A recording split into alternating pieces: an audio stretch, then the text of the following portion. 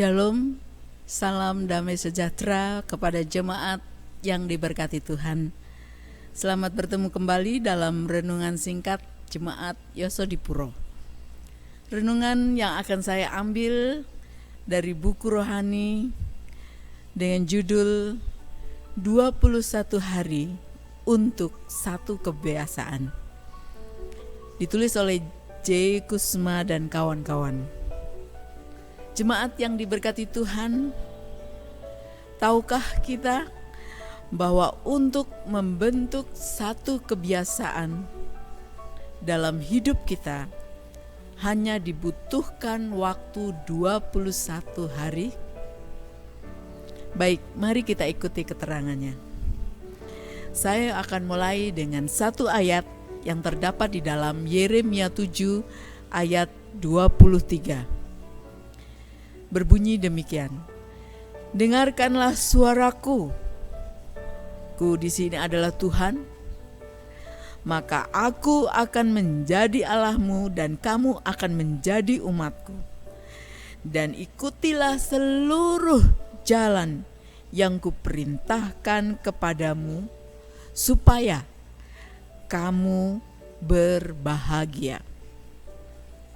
Di dalam buku Roh Nubuat Kerinduan Segala Zaman, halaman 305, saya akan bacakan di sini. Dikatakan demikian. Semua penurutan sejati berasal dari dalam hati. Dan kalau kita setuju, ia akan menyamakan dirinya dengan pikiran dan tujuan kita.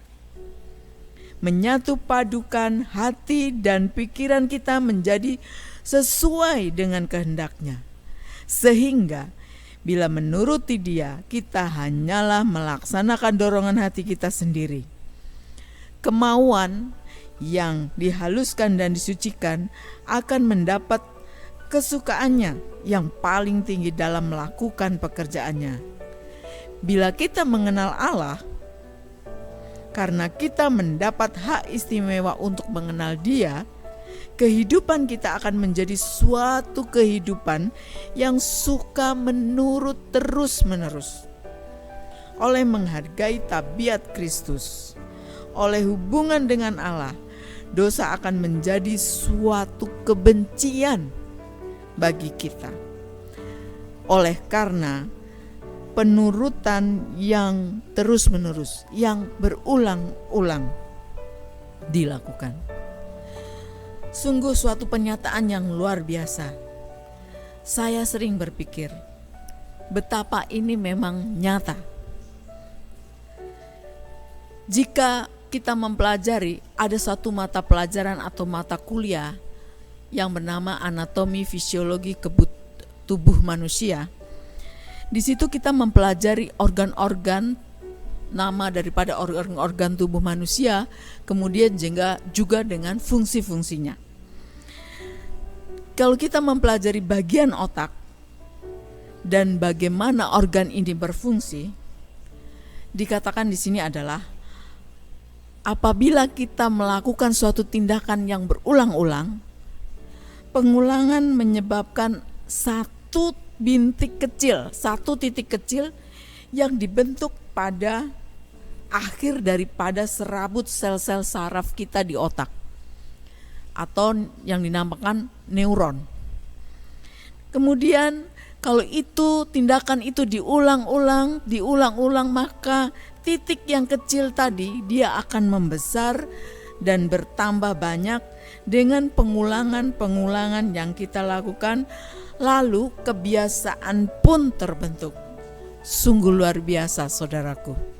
Itulah proses terjadinya bagaimana suatu kebiasaan yang kita lakukan dalam kehidupan kita. Jadi ini sangat berpengaruh dengan bagian organ tubuh kita, yaitu otak.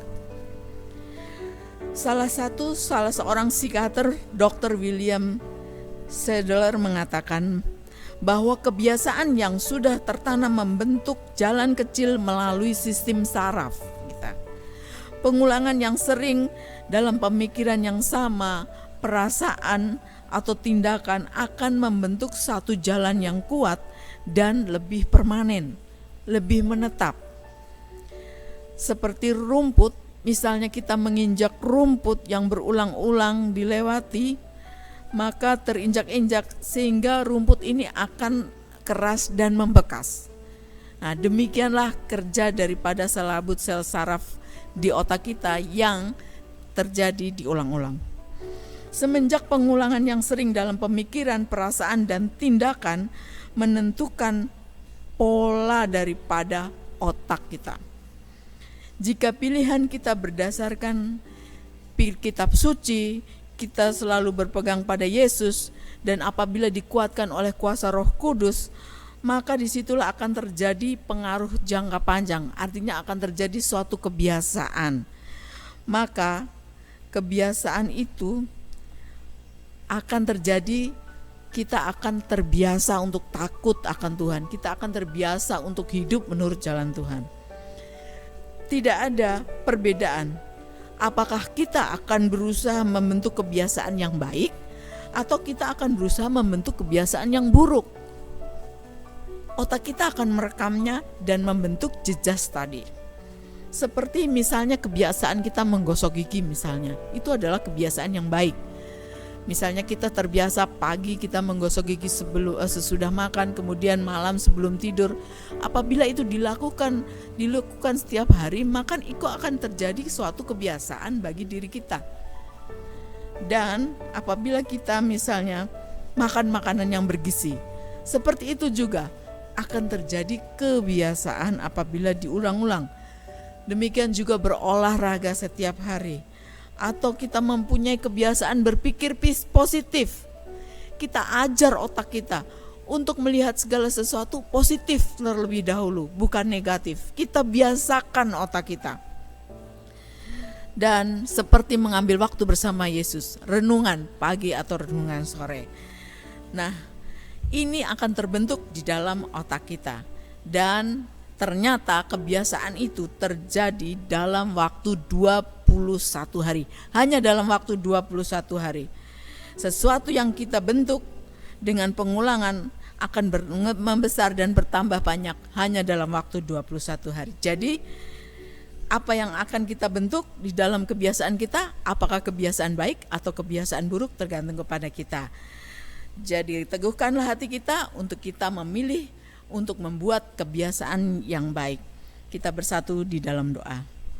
Terima kasih Tuhan karena Engkau telah menciptakan otak kami dengan kemampuan untuk membentuk jalan pikiran, perasaan dan tingkah laku kepada kehendak-Mu dan untuk kepentingan dalam kehidupan kami manusia. Dalam nama Tuhan Yesus kami berdoa. Amin.